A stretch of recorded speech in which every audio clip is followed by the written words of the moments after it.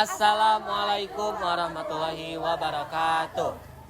Perkenalkan, kami dari kelompok 1 mata kuliah Pancasila. Di sini kami akan menjelaskan sekaligus mempresentasikan mengenai Pancasila dalam kajian sejarah bangsa Indonesia.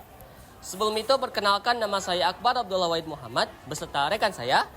Perkenalkan, nama saya Asna Siti Hanifah.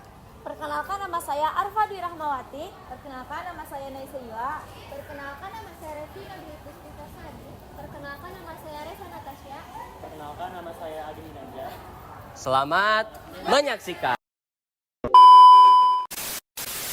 Pancasila dalam kajian sejarah Indonesia bermula dari Kerajaan Kutai. Kerajaan Kutai yaitu kerajaan tertua di Indonesia yang berdiri pada abad keempat. Bukti keberadaannya yaitu adanya Prasasti Yupa. Apa itu Prasasti Yupa? Prasasti Yupa adalah tugu batu yang dibuat oleh kaum Brahmana sebagai tanda terima kasih kepada Raja Mula Warman yang dermawan. Kutai juga menunjukkan adanya nilai ketuhanan, kehidupan sosial yang sejahtera, serta persatuan wilayah kekuasaan. Yang kedua yaitu Kerajaan Sriwijaya. Kerajaan Sriwijaya yaitu kerajaan besar di Sumatera yang berdiri pada abad ke-7. Kerajaan Sriwijaya dikenal sebagai pusat perdagangan, pendidikan agama Buddha, dan memiliki sistem pemerintahan yang tertata. Nilai-nilai Pancasila tercermin pada kehidupan beragama, sosial, politik, dan ekonomi kerajaan ini. Kerajaan-kerajaan sebelum Majapahit. Sebelum Majapahit berdiri, di Pulau Jawa telah berkembang beberapa kerajaan, yaitu Jawa Timur dan Jawa Tengah secara silih berganti.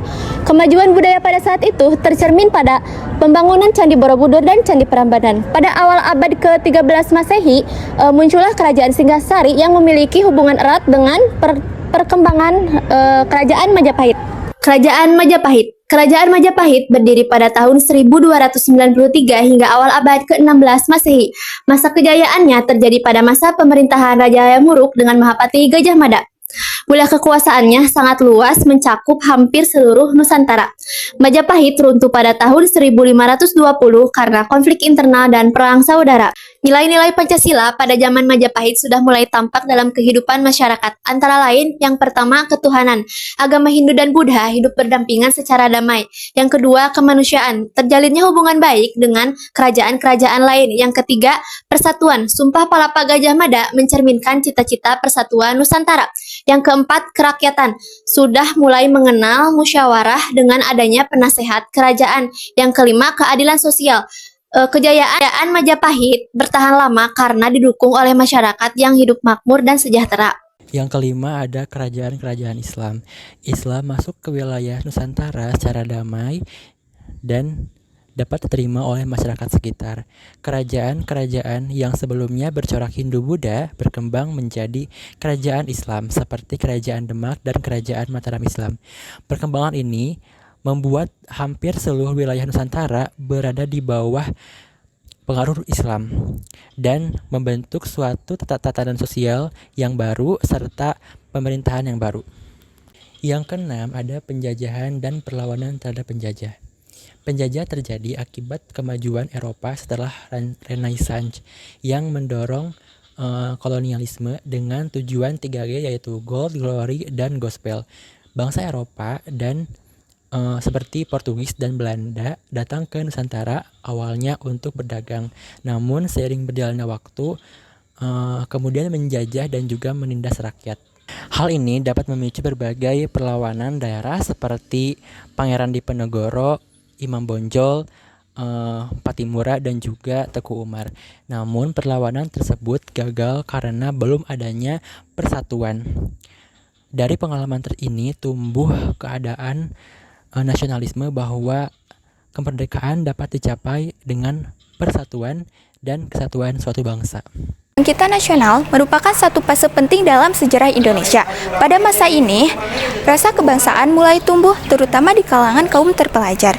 Perlawanan melawan penjajahan tidak lagi dilakukan secara fisik, tetapi melalui pemikiran, pendidikan, dan organisasi. Pada tahun 1908, lahirlah organisasi Budi Utomo yang dipelopori oleh Wahidin Sudirohusodo. Peristiwa ini menandai awal kebangkitan nasional dan munculnya berbagai organisasi pergerakan seperti Serikat Islam, Indis Partij, dan Partai Nasional Indonesia. Organisasi-organisasi ini memiliki ideologi yang berbeda, namun memiliki tujuan yang sama, yaitu kemerdekaan Indonesia. Perbedaan ideologi pada masa itu dipengaruhi oleh berbagai latar belakang pendidikan. Kaum terpelajar Barat cenderung membawa paham nasionalisme, sedangkan tokoh berlatar pendidikan pesantren membawa ideologi Islam.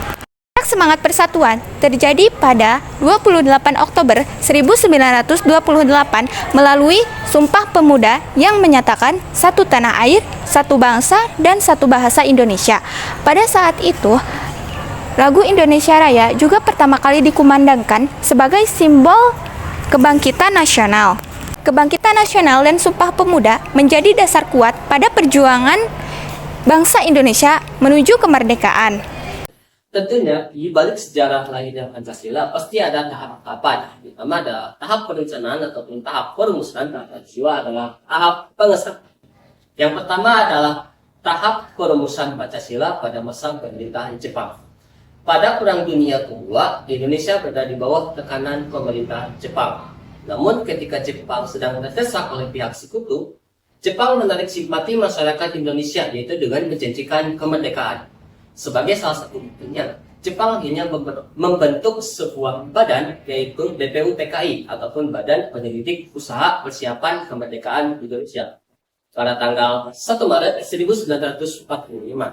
Kemudian diresmikan pada tanggal 28 Mei 1945 dengan tujuan salah satunya yaitu membentuk ataupun merumuskan Pancasila yang akhirnya menjadi pedoman hidup bagi bangsa dan negara Indonesia setelah Indonesia. Yang pertama adalah sidang BPUPKI 1 pada tanggal 29 Mei sampai 1 Juni 1945 dengan tujuan utamanya yaitu merumuskan dasar negara Indonesia. Nah, pada sidang ini beberapa tokoh utama menyampaikan argumen ataupun pendapat mereka. Yang pertama adalah Muhammad Yamin mengusulkan 5 asas utama. Yang pertama adalah peri kebangsaan, yang kedua peri kemanusiaan, yang ketiga peri ketuhanan, yang keempat peri kerakyatan, dan yang kelima adalah kesejahteraan rakyat. Dan yang kedua adalah rapat panitia 9. Rapat panitia 9 ini berlangsung pada tanggal 22 Juni tahun 1945. Pada rapat panitia 9 ini mempersilahkan salah satu piagam yang bernama Piagam Jakarta yang isinya pembukaan Undang-Undang Dasar 1945 dan salah satunya yaitu Pancasila Sila pertama yang berbunyi ketuhanan dengan kewajiban menjalankan syariat Islam bagi 10. Setelah berbagai pertimbangan berlangsung, pada hasil rapat BPUPKI 2 pada tanggal 10 sampai 16 Juli 1990, akhirnya Pancasila ditetapkan sebagai dasar negara menjadi pedoman hidup bagi bangsa negara setelah Indonesia merdeka pada tanggal 17 Agustus 1945 melalui proklamasi dan pengesahan ataupun pengibaran bendera. Pada Agustus 1945, Jepang kalah dengan Perang Dunia Kedua. Kesempatan ini dimanfaatkan oleh bangsa Indonesia untuk memproklamasikan kemerdekaan. Setelah peristiwa Rengas Dengklok dan perumusan naskah proklamasi pada 17 Agustus 1945, Insinyur Soekarno bersama Dr. Andes Muhammad Hatta membacakan proklamasi kemerdekaan Indonesia. Peristiwa ini menandai lahirnya negara Republik Indonesia. Proklamasi ini menandai lahirnya negara yang memiliki rakyat, wilayah pemerintahan, dan kedaulatan sendiri. Pada 18 Agustus 1945, PPKI mengadakan sidang penting. Dalam sidang ini disahkan Undang-Undang Dasar 1945, ditetapkan Soekarno sebagai presiden dan Hatta sebagai wakil presiden, serta dibentuk Komite Nasional Indonesia Pusat. Pasca kemerdekaan Orde Lama 1945 sampai 1966. Orde Lama dipimpin oleh Insinyur Soekarno setelah Indonesia merdeka. Pada masa ini Indonesia berjuang untuk mempertahankan dan membangun negara. Sistem pemerintahan berubah dari demokrasi parlementer ke demokrasi terpemimpin. Namun di era ini ditandai ketidakstabilan politik, krisis ekonomi, dan konflik ideologi. Hingga pada tahun 1966 saat kekuasaan beralih ke Orde Baru. Lalu masuk pada era Orde Baru yang tahun 1966 sampai 1900. Kalian tahu gak sih, pada era ini Indonesia itu sedang tidak stabil setelah terjadinya G30 SPKI, yang dimana masyarakat itu melakukan demo besar-besaran, aksi massa yang tidak henti. Akhirnya terdapat tritura atau 3 tuntutan rakyat.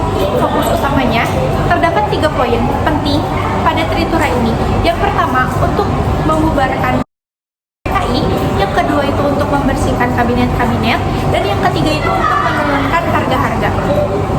Karena keadaan yang semakin mendesak, pada saat itu Presiden mengeluarkan Super Semar. Melalui surat itu, kekuasaan untuk membentuk Bank Indonesia dipindahkan kepada Jenderal Soeharto. Lalu masuk pada era reformasi. Era reformasi ini terjadi ketika Indonesia sedang mengalami krisis besar-besaran yang mengakibatkan ekonomi masyarakat melemah dan banyak pengangguran di mana-mana. Terdapat 3 krisis utama, yaitu krisis ekonomi, politik, dan moneter. Pada intinya, Indonesia saat itu sedang tidak baik-baik saja dan mengalami kekacauan hebat. Akhirnya, muncul banyak demo dan gerakan masyarakat untuk meminta reformasi di semua bidang. Contohnya pada bidang ekonomi, politik, dan HAM. Puncaknya, pada tanggal 21 Mei 1998, Presiden Soeharto resmi mengundurkan diri dari jabatannya sebagai presiden dan digantikan oleh B.J. Habibie, lalu dimulailah era reformasi. Pada masa B.J. Habibie ini, era reformasi semakin dipercepat, mulai dari reformasi ekonomi, contohnya seperti memperbaiki perbankan, ekonomi sosial, dan perlindungan sosial. Intinya, era reformasi ini bertujuan untuk memperbaiki kesalahan di masa lalu agar negara lebih demokratis, adil, dan berpihak kepada rakyat. Demikian video pembelajaran dari kelompok kami. Semoga bermanfaat bagi kita semua. Mohon maaf apabila terdapat banyak kekurangan. Wassalamualaikum warahmatullahi wabarakatuh.